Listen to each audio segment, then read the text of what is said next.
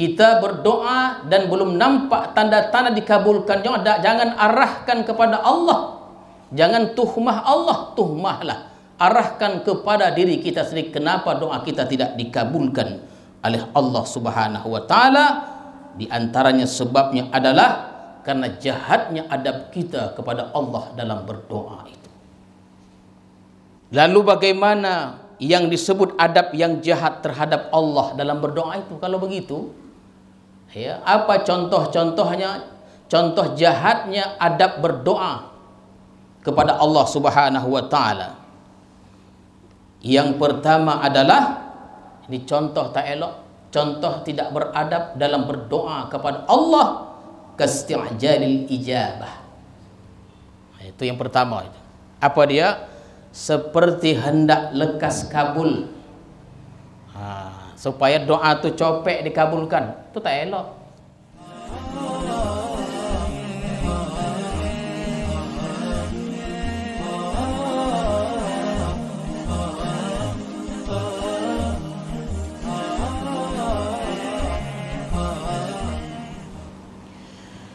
Bismillahirrahmanirrahim. Assalamualaikum warahmatullahi wabarakatuh.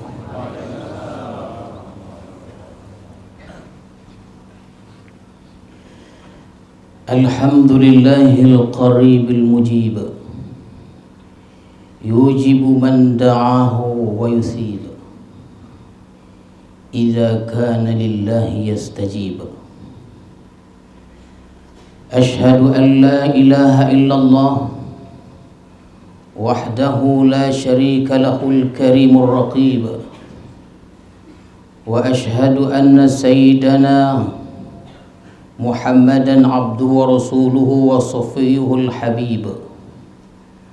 Allahumma salli wa sallim wa barik ala sayyidina wa maulana Muhammadin abdikal munib, wa ala alihi wa sahbihi wa dhurriyyatihi wa atba'ihi ila yawmi yatakhayyaru fihi al-aqilul labib.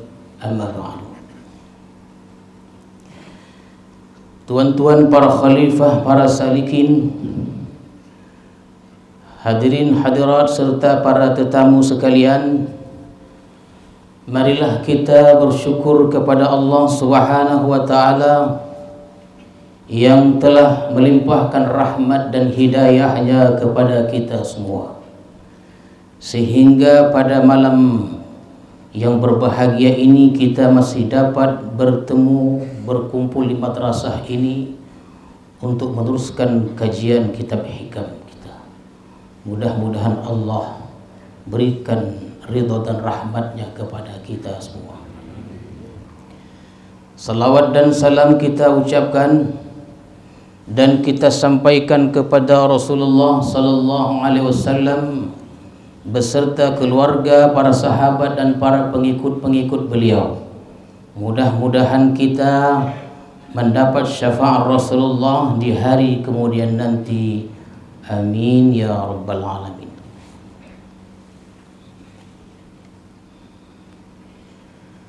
Al-hikmatus sadisah ba'dal mi'ah minal hikamil ataiyah. Qala al-imam al-arif billah Ahmad ibn Athaillah as-Sakandari rahimahullah wa nafa'ana bi'ulumi. Maka pada hikmah yang ke-106 dari Al-Hikam Al-Ataiyah telah berkata pengarang Imam Ahmad ibn Athaillah as-Sakandari rahimahullah wa nafa'ana bi'ulumihi wa asrarihi. Kata beliau, la tutalib rabbaka bita'akhuri matlabika, walakin talib nafsaka bita'akhuri adabika.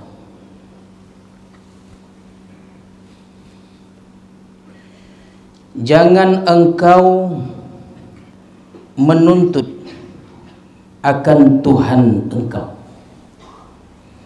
dengan sebab tertundanya tuntutan engkau,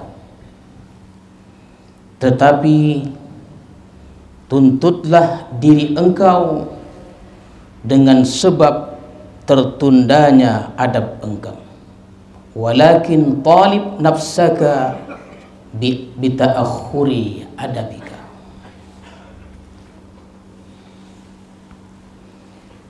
Maksudnya adalah, hadirin dan hadirat sekalian, idza da'auta rabbaka tas'aluhu hajataka thumma la tara alamatal istijabah fala tusi'ul dhann bi rabbik bi an ta'taqid aw taqul la yastajibu li walakin irji' ila nafsika fattahimha bisababi su'i adabika ma'allahi subhanahu wa ta'ala. Apabila engkau berdoa kepada Tuhan, idza da'auta rabbaka tas'aluhu hajataka, engkau meminta kepada Allah hajat engkau, summa la tara alamatal istijabah, kemudian engkau tidak melihat tanda-tanda dikabulkannya doa itu. Berdoa kita supaya dilunaskan hutang. Contoh hasil hutang aja, ada lain lagi. Ya Allah, mudahkan urusanku untuk membayar hutang-hutangku. Ya Allah, lunasilah hutang-hutangku ya Allah. Setelah kita sekian lama berdoa, nampaknya tak ada tanda-tanda akan terbayarnya hutang kita tuh, malahan bertambah-tambah. Dipikirin tak minjam, esok minjam lagi.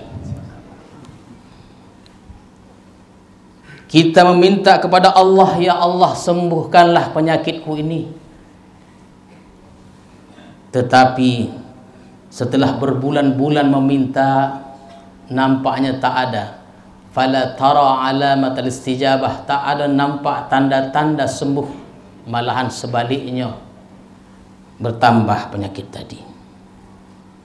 Fala tusi'ul dhann, begitu Tuhan, maka janganlah engkau berburuk sangka dengan Tuhan engkau. Fala tusi'ul dhann, jangan buruk sangka birabbik, kepada Tuhan engkau. Contoh buruk sangka itu kepada Allah dengan bahwa engkau i'tikadkan bi an ta'taqid aw taqul la yastajibu li. Kita i'tikadkan atau kita mengatakan Allah tidak mengabulkan doaku. Jangan katakan demikian tuan-tuan. Kalau kita sudah berdoa minta ini minta itu, belum ada tanda hasilnya itu, jangan sekali-kali kita katakan fala yastajibu li, Allah tidak mengabulkan doaku atau belum mengabulkan doaku. Itu namanya jahat adab kita kepada Allah. Jangan kita katakan begitu. Dan ini katakan buruk sangka kita kepada Allah. Tak boleh buruk sangka kepada Allah. Jadi hadirin dan hadirat sekalian, kalau begini adanya cara kita berdoa, mengiktikadkan begitu, kita buruk sangka kepada Allah, ada dua kerugian kita dalam berdoa itu. Ada dua kerugian, bukan keuntungan, kerugian yang kita dapat. Kerugian yang pertama adalah kalau demikian doa itu tidak dikabulkan Allah. Kerugian yang kedua adalah dapat kejahatan buruk sangka kita kepada Allah. Lalu bagaimana? Walakin irji' ila nafsika fattahimha bisababi su'i adabika ma'allahi subhanahu wa ta'ala. Tetapi hendaklah engkau kembali kepada diri engkau. Begitu dia ya. Walakin irji' ila nafsika, tetapi hendaklah engkau kembali kepada diri engkau. Maka sangatlah tidak baik diri kamu atau engkau dengan sebab jahatnya adab engkau beserta atau bersama Allah Subhanahu wa taala. Jadi saya ulang, apabila kita tidak melihat tanda-tanda dikabulkannya doa kita itu, jangan kita arahkan kepada Allah seakan-akan, bukan seakan-akan kita tuduh Allah, kita tuhmah Allah. Jangan kita tuhmah Allah, kita tuduh Allah. Kenapa Allah tidak kabulkan doaku ini? Tapi arahkanlah kepada diri kita, apa sebab doa kita tidak diperhatikan Allah, tidak dikabulkan Allah? Karena sebab jahatnya doa kita, dan kita buruk sangka kepada Allah Subhanahu wa taala. Adab kita tak elok. Lalu apa itu adab? Kalau begitu, adab itu, adab selalu kita cerita tentang adab nih. Apakah adab itu? Ma yuhmadu qawlan wa fi'lan. Sesuatu yang terpuji perbuatan maupun perkataan, itulah namanya adab. Jangan kita banyak cerita adab, sementara terkadang kita tanpa kita sadar kita tidak beradab dalam perkataan dan perbuatan kita. Adab itu adalah ma yuhmadu qawlan wa fi'lan, sesuatu yang terpuji perbuatan dan perkataan. Dalam solat itu ada adabnya, sehingga perkataan perbuatan menjadi terpuji. Nah, begitu tuan-tuan sekalian. Jadi kan itu waktu al-hikmatul ula minal hikamil ata'iyah itu, pada hikmah yang pertama mungkin 3 tahun yang lalu itu, kita ada sebutkan macam mana supaya amal ibadah kita termasuk solat kita itu diterima Allah. Di antaranya adalah muwafaqatus syuruti wal arkani wal adab, sesuai syarat-syarat, sesuai rukun dan adab. Tengok syarat solat kita, tengok rukunnya, kalau sudah sesuai, tengok pula adabnya. Cantik tata cara sembahyang kita nih, orang timur kita nih cantik, adabnya tinggi. Nah, kita bukan bicara tentang diterima atau tidak terimanya, adab kita tuh dalam solat itu. Berdiri kita dengan tuma'ninah, kita baca usolli yang dibid'ahkan orang itu, usolli fardal maghribi 3 raka'atin adaan ma'muman lillahi ta'ala, baru kita takbir itu, kita terjemahkan sekaligus.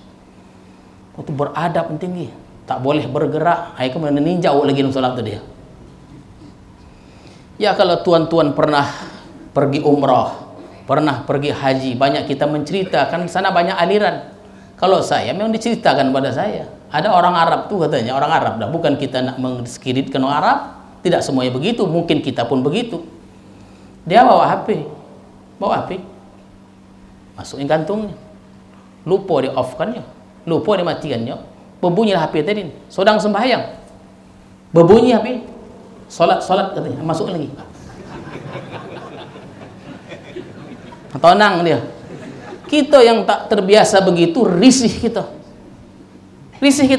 solat masuk lagi, dia pun sembahyang.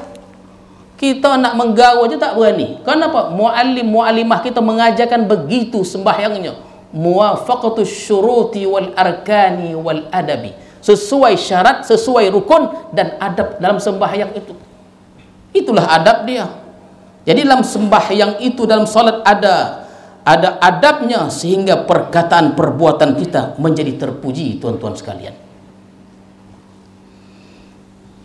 Dalam hal membaca Al-Quran, dan kita pernah jelaskan, terangkan, ada juga adabnya, sehingga dalam kita membaca Quran itu terpuji, apalagi dalam berdoa kepada Allah Subhanahu wa taala, tentulah ada adabnya.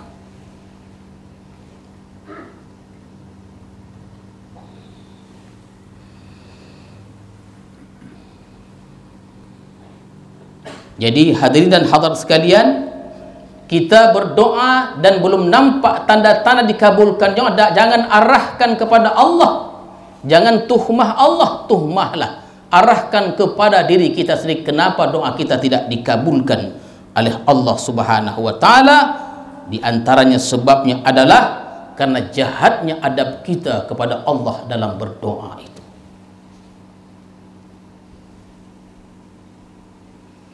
Lalu bagaimana yang disebut adab yang jahat terhadap Allah dalam berdoa itu? Kalau begitu, Ya, apa contoh-contohnya?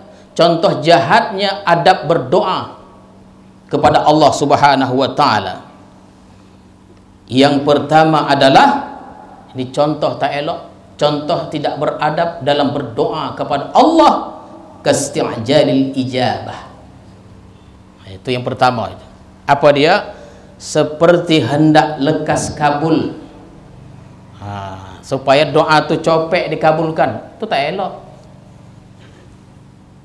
Diingat-ingatlah cara kita berdoa ya. Kalau kita berdoa dan kita ingin segera dikabulkan doa kita itu, maka tidaklah elok adab tadi itu. Ya Allah, hamba dalam masalah besar nih, tolong Allah segerakan selesaikan. Oh, jangan begitu. Jika dalam doa ini ingin cepat atau ada keinginan agar cepat diperhatikan Allah, cepat dikabulkan Allah, ini sudah tidak ada adab dalam berdoa kepada Allah Subhanahu wa taala. Mari kita contohkan, dan ini pernah kita contohkan kepada tuan-tuan sekalian.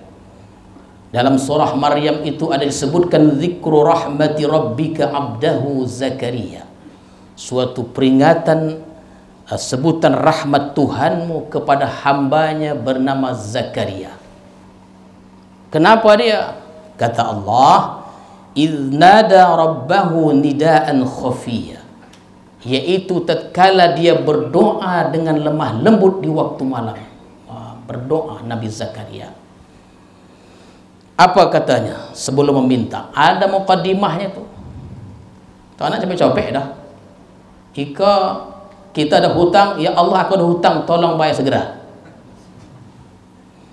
Kata Allah disebutkan dalam surah itu, qala rabbi inni wahanal 'azmu minni. Dia berkata, wahai Tuhanku, inni wahanal 'azmu minni, telah lemah tulang belulangku. Washta'ala ar-ra'su syaiba, dan telah memutihlah ubanku. Rambutku sudah menjadi uban. Walam akum bidu'aika rabbi syaqiyya, belumlah pernah aku kecewa dalam meminta kepadamu. Apa permintaannya? Wa inni khiftul mawaliya min wara'i wa kanat imra'ati aqirah.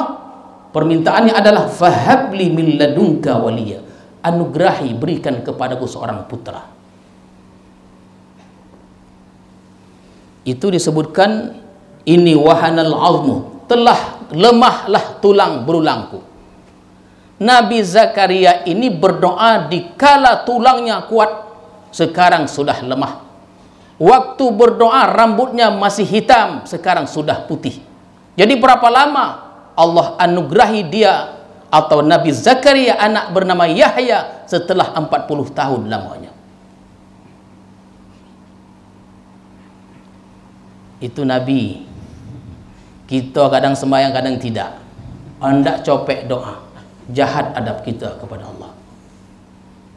40 tahun lamanya, barulah Allah kabulkan doa Zakaria seorang Nabi.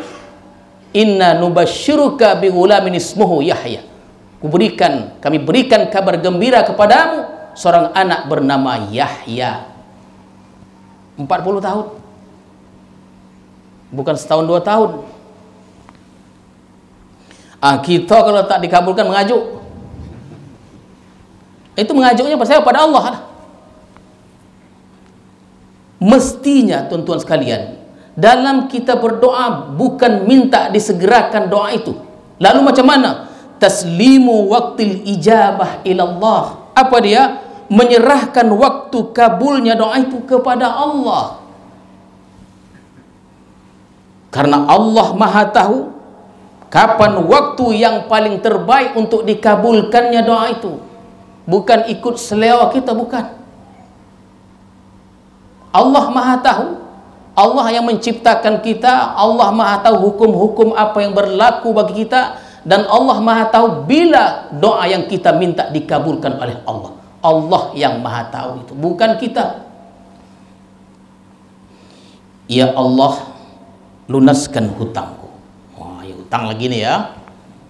Ya Allah, jadikanlah anak hamba yang pemabuk itu anak yang soleh. Kapan hutang itu terbayar dan kapan anak itu menjadi soleh, itu terserah Allah Subhanahu wa ta'ala. Tugas kita doa dan ikhtiar. Semua kita ingin doa kita segera dikabulkan. Semua kita ingin begitu. Kalau bisa di situ kita berdoa, di situ dikabulkan doa kita. Tapi itu jahat adab kita. Kita berdoa dan serahkan kepada Allah Subhanahu wa ta'ala. Jadi orang yang meminta anaknya supaya menjadi anak yang soleh tadi, tuan-tuan, mungkin ibunya sudah berdoa siang dan malam meminta kepada Allah. Di waktu manusia sedang tidur, dia pun bangun minta pada Allah, ya Allah, jadikanlah anak hamba yang nakal itu anak yang soleh. Kapan Allah jadikan? Itu terserah Allah. Serahkan kepada Allah. Tugas kita ada doa, ada ikhtiar, bimbing terus, nasihati terus, perhatikan, kontrol, serahkan kepada Allah Subhanahu wa ta'ala, karena Allah Maha tahu kapan Allah ingin menjadikan si anak itu menjadi anak yang soleh.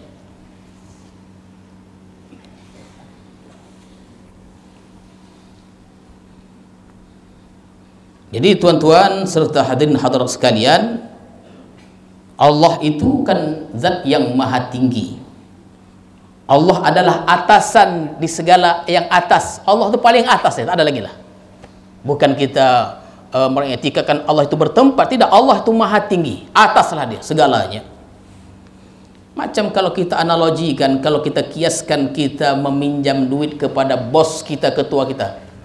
Izin kalimat eloknya, izin Pak. Iya. Saya meminjam duit. Genai. Ditopuk itu mau. Minjam duit genai. Kalau bisa sekarang, saya follow. Oh, nanti dia marah, dipindahkan, kita baru tahu nanti. Minjam duit tak dapat, kita pun pindah kerja. Kenapa? Karena adab kita kepada bos kita tidak baik, jahat. Bukan begitu caranya, begitu juga terhadap adab kepada Allah Subhanahu wa ta'ala.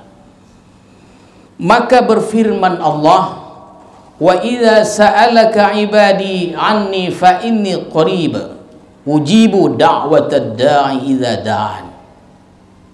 Ya, apabila bertanya hambaku kepadamu anni, tentangku, fa inni qarib, maka sesungguhnya aku ni dekat.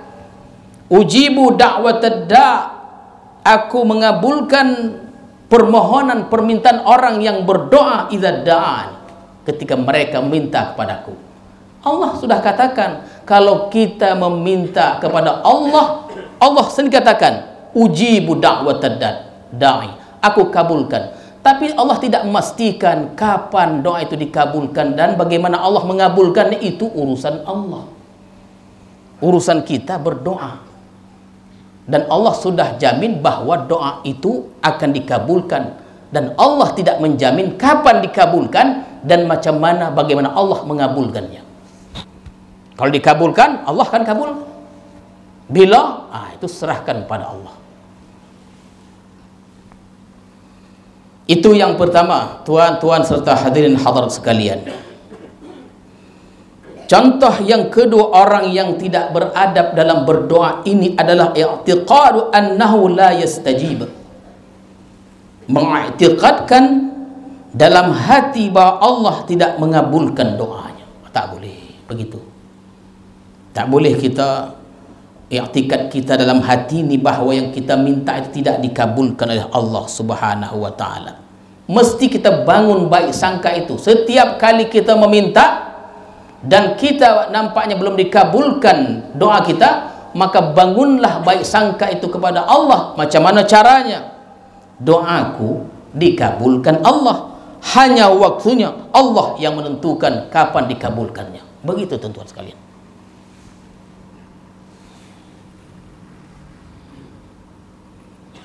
Terkadang banyak orang melaporkan kepada kita ujian, sudah berdoa. Ujian ini bukan sekali dua kali. Kalau kita menjadi orang yang melaporkan itu, mungkin kita tak kuat juga. Pesimis kita. 21 kali ujian tak lulus. Nah, itu dia. Tak apa saya ceritakan, pernah sekali itu, teman-teman sekalian, ada satu hajat diminta supaya kita tolong bacakan Yasin 1 bulan, setiap hari 1 bulan, supaya tak ditangkap.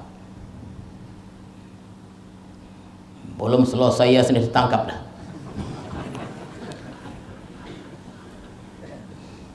Ya, itu cerita iya.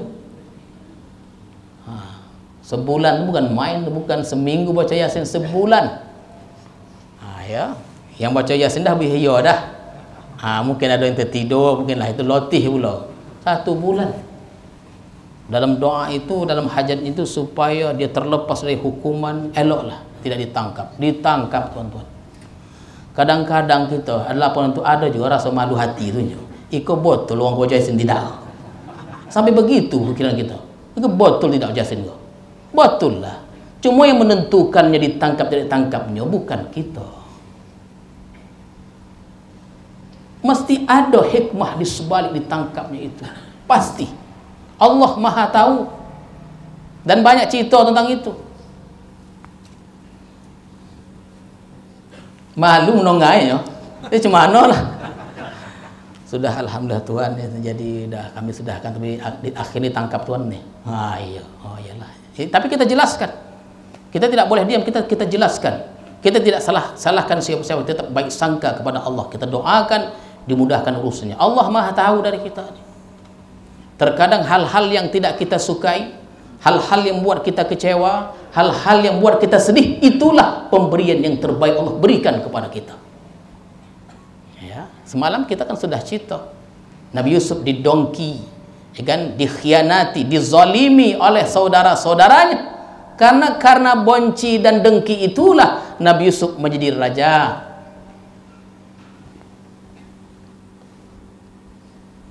Jadi kita tidak boleh beriktikad dalam hati kita bahwa doa yang kita doa itu tidak dikabulkan Allah. Baik sangkanya dikabulkanlah doaku ini. Tapi kapan dikabul Allah yang tahu. Yang ketiga, contoh yang ketiga, al-ikhtiyar 'ala Allah Ta'ala, mendekti Allah. Itu ya, bahasa lama mendekti, didektinya Allah. Memilih seseorang atau memilih seorang terhadap Allah Subhanahu wa taala. Itu namanya mendekti Allah Subhanahu wa taala. Ya Allah, jadikanlah hamba ni orang kaya, atau ya Allah luluskanlah hamba dalam ujian. Itu namanya mendekti Allah tu. Ya, ini namanya mendekti Allah. Mestinya berdoa itu bukan begitu. Mestinya al-i'timad ala ikhtiyarillah. Al-i'timad ala ikhtiyarillah. Berpegang pada pilihan Allah, bukan pada pilihan kita. Ya Allah, esok ada ujian masuk polisi. Wah, begitu contoh. Banyak juga tuh datang tuh. Esok ada ujian tes masuk polisi. Luluskanlah hamba, ya Allah, sekiranya kelulusan itu baik bagi hamba. Kau memang jarang doa macam itu. Takut dia. Sekiranya ujian itu baik bagi Allah, lulus aku, luluskan. Kalau tidak, gagalkan aku ya Allah. Jarang orang berdoa seperti ini. Yang kita tahu bahwa kita ingin lulus, baik atau tidak baik, maka doa itu ta'liqul khair, kaitkan dengan kebaikan. Ya Allah, kemarin ada kita contohkan, sekiranya fulan bin fulan itu baik untuk anakku, dekatkan dia, jodohkan dia. Tak boleh kita berdoa makruh hukumnya, kata sebahagian pendapat. Ya Allah, jadikan fulan bin fulan itu menantuku. Tak boleh, karena kita tak tahu adakah dia menjadi menantu yang baik atau tidak. Sekiranya dia menantu yang baik kelak, ya Allah, dekatkan dia. Jangan menggebu-gebu apa kau berdoa kau. Tak boleh, tuan-tuan. Itu dikatakan jahat adab kita kepada Allah Subhanahu wa taala. Itu namanya al-i'timad ala ikhtiyarillah, berpegang pada pilihan Allah Subhanahu wa taala. Bagian kau. Wah, itu banyak juga yang minta supaya pindah. Banyak orang mengadu itu, di bagian itu ada orang iri, dengki, fitnah. Banyak tersebarlah di bagian itu. Dia tak tolak dia. ya Allah, pindahkan aku. Oh, jangan begitu. Ya Allah, sekiranya aku mau pindah ya Allah, karena aku tak tahan. Sekiranya perpindahan aku dari bagian ini ke bagian ini suatu kebaikan, maka pindahkanlah ya Allah. Tuan-tuan, puan-puan serta hadirin hadirat sekalian, ada juga yang mengadu setelah dia pindah 1 bulan 2 bulan datang pucet pokoknya. Kenapa? Minta pindah lagi ke asalnya. Iya. Tak tahan rupanya di jabatan barunya itu. Sebelum dia pandang dari luar, setelah dia masuk ke dalam, dia berinteraksi, bergaul, baru tahu begitu sengitnya persaingan dalam jabatan itu. Tak tolong dia. Akhirnya datang penyakit bau, penyakit lambung namanya. Asam lambung. Asyik berfikir aja. Mau pokojo tak menonton, mau balik pun tak sodap. Penuh dengan tekanan-tekanan. Jadi doa kita, Allah menghendaki apa yang dikehendaki oleh Allah Subhanahu wa taala. Orang-orang yang dekat dengan Allah itu doanya simpel aja. Mereka menghendaki apa yang dikehendaki oleh Allah Subhanahu wa taala. Begitu doanya. Apa yang Allah kehendaki, itu yang kita kehendaki.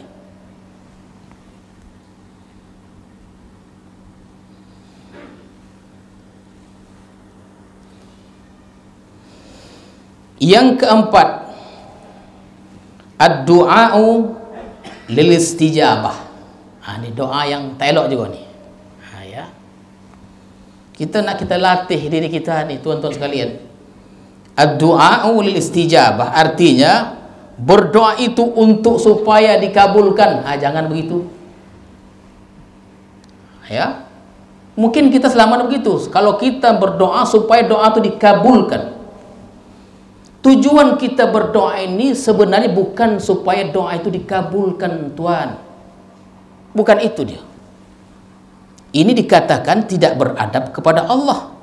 Yang benar itu berdoa untuk menjunjung perintah Allah.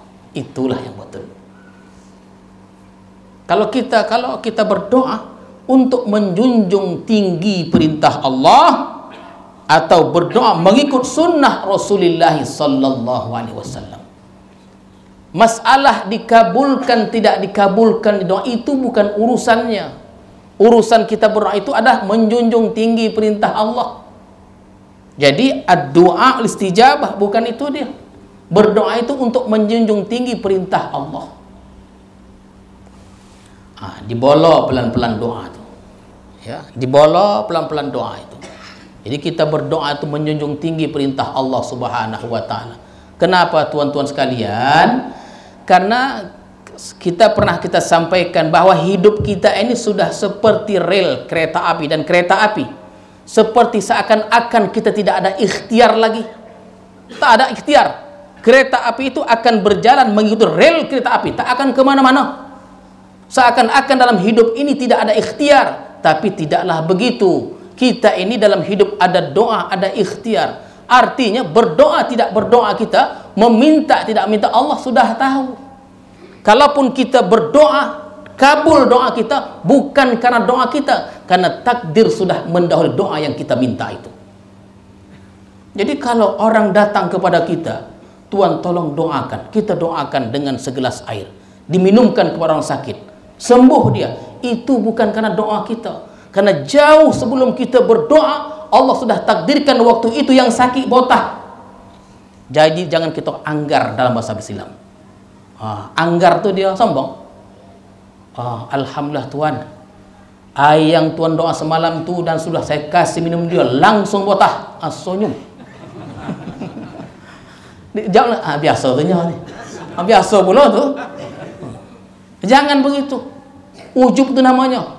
Alhamdulillah. Dan jangan kita beriktikad karena doa kita itu. Saya ulang, karena jauh kita berdoa sudah takdir Allah bahwa dia memang botak. Jadi kita berdoa itu bukan untuk dikabulkan, tapi untuk menjunjung tinggi perintah Allah Subhanahu wa taala.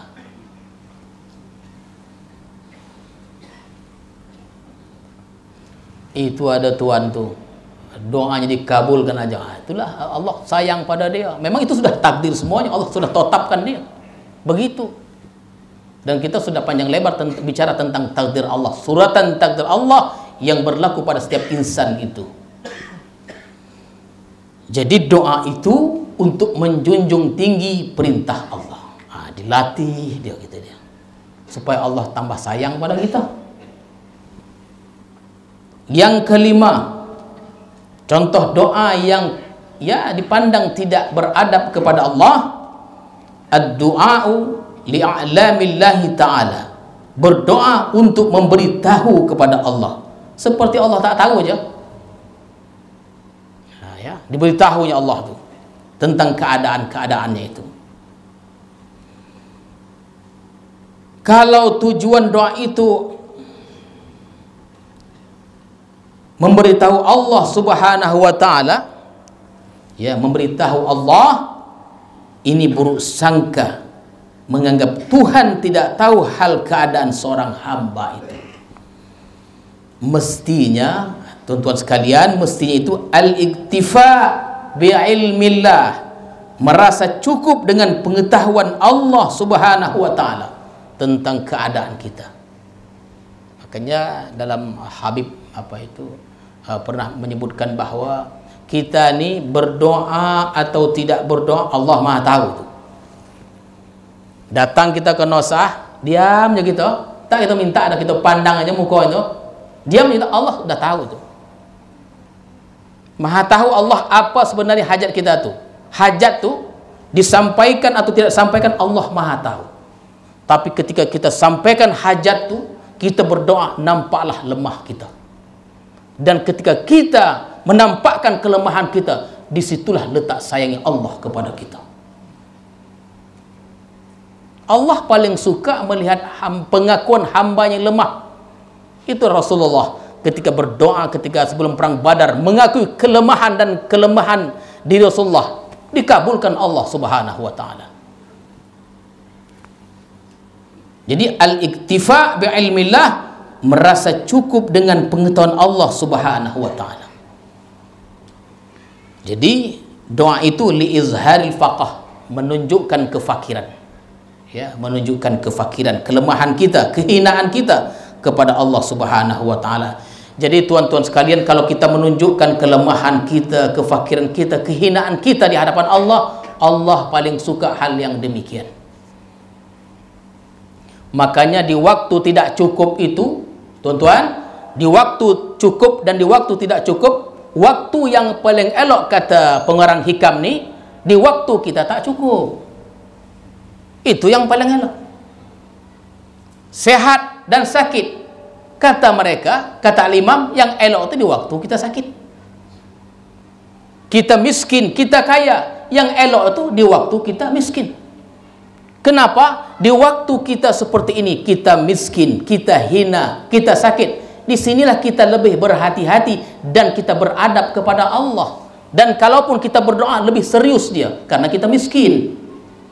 Kalau kaya, minta kurang ada aja itu. Mau dikabulkan tidak, terserah. Kenapa? Duit ada. Jadi doa itu ibadah. Dan tuan-tuan sekalian, pada awal tadi dikatakan bahwa dicepatkan, dikabulkan doa. Orang-orang yang dekat dengan Allah lebih suka doa itu lambat dikabulkan. Kan terbalik dengan kita tuh. Orang-orang yang dekat dengan Allah berdoa, kalau lambat dikabulkan, mereka suka, mereka gembira. Kenapa? Karena menunggu dikabulkannya doa itu merupakan ibadah.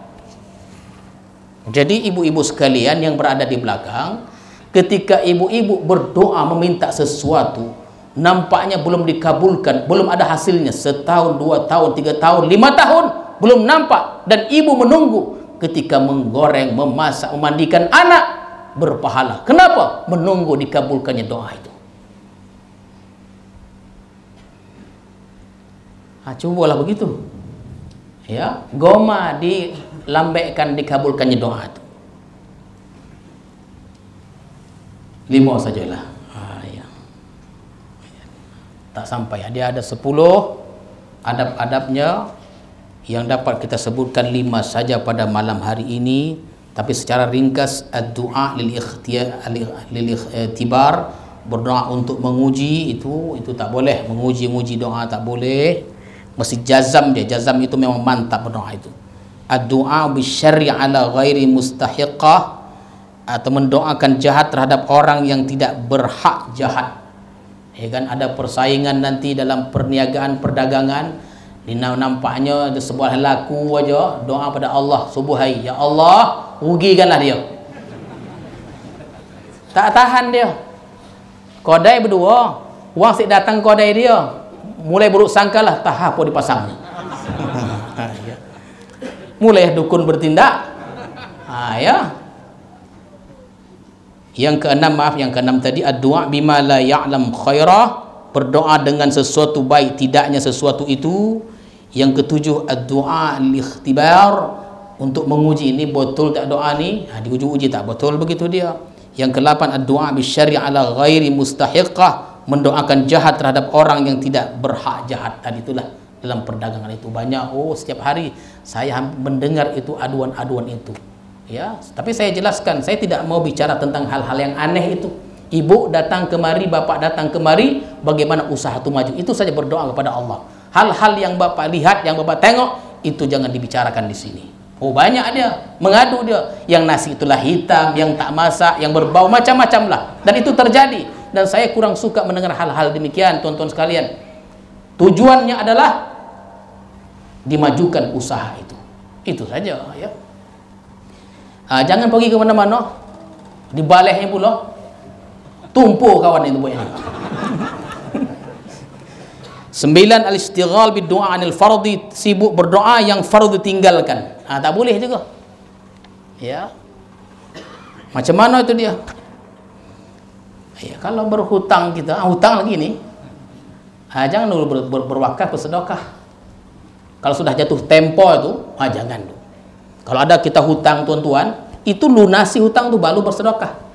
Jadi kalau tuan-tuan, contoh kita ajak kawan kita makan, kita ajak kawan kita minum, ya kan? Boleh. Tapi kalau tak ada hutang, nanti kalau tuan-tuan diajak kawan-kawan makan minum, kelangkan, bisikkan dia, ada hutang tak? Iya. Ada. Udah jatuh tempoh belum? Jadi bila bayarnya? Bila ada duit. Kalau begitu dia yang apanya itu, kabul itu, ijab kabulnya, bila bayar, bila ada duit, akan tak ada terus tu. Bisikkan dia, ada hutang? Tak ada, bolehlah. Kalau ada, aku yang bayar ya.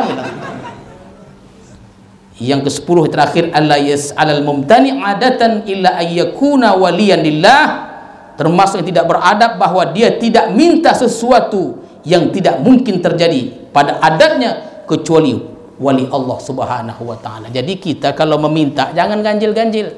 Meminta kepada Allah tengah malam, ya Allah berikan kekuatan padaku, orang menengok aku 7 dia macam aku ni dalam satu waktu. Goma dia disebut wali.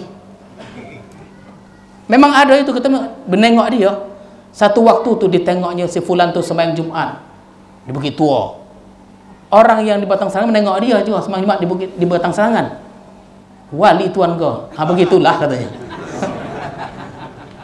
Jangan meminta hal-hal yang ganjil, minta yang normal-normal saja. Kalau wali memang lain, kalau kita orang biasa, minta hal yang biasa saja, tuan-tuan sekalian.